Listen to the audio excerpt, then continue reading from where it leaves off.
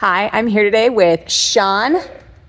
He is a mobility coach at our gym, Triumph Strength and Conditioning, and he's going to talk to us about science and his work. I am a mobility coach here. I got certified through Primal Mobility. I got into that because I had my own issues in my body where things hurt and I didn't know why they hurt. So I reached out to a coach. They helped me out tremendously. I felt so much better. I moved better. I felt better. Things didn't hurt as they should. So I grew a passion for that to kind of help others in the same way. When it comes to mobility and flexibility, they are very different things.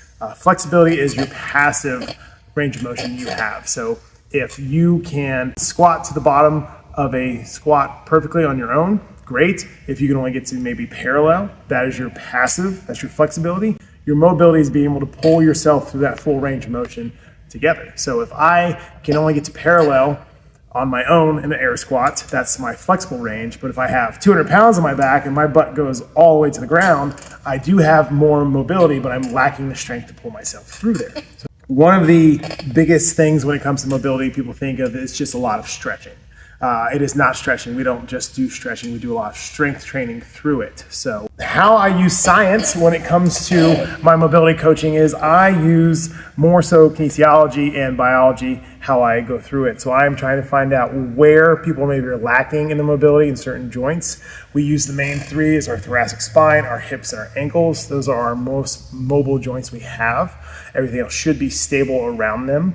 If I'm seeing a discrepancy or a weakness in your range of motion in your ankles, that can put a lot of pressure on your knees, can put pressure on your hips, which, man, my left shoulder hurts for some reason. Oh, it's weird because your right ankle's tight. And finding those pathways are where I really spend all my nerdum trying to figure out what's going on with that.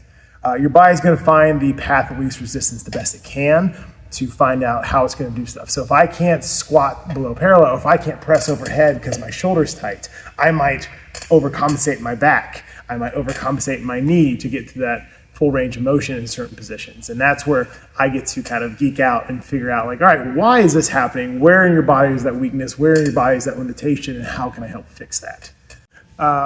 If I could rename any muscle to make it sound more metal, there is your adductors here in your thighs. They are what pull your legs together. I would call those skull crushers, for those of you who know.